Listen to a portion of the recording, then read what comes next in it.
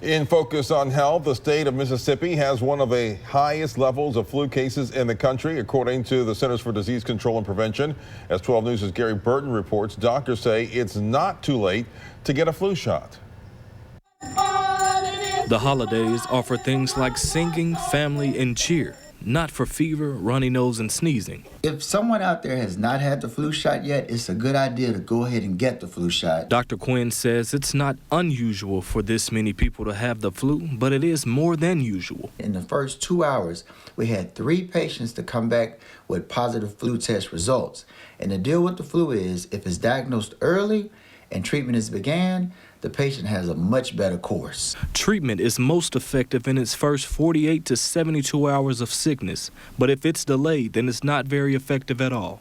If you are someone that has symptoms and you go get evaluated and you don't have the flu shot is still effective because that means you haven't gotten the flu yet, and it can protect you from getting the flu in the future. I had it for a whole week. It was horrible.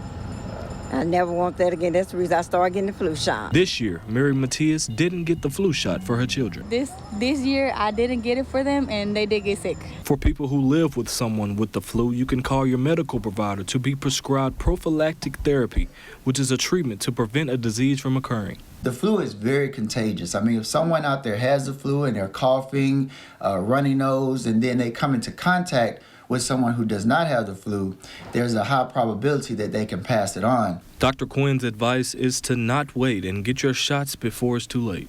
The earlier the medication is started, the more effective it is, and you can relieve yourself from a lot of pain and suffering, and in some cases, even death.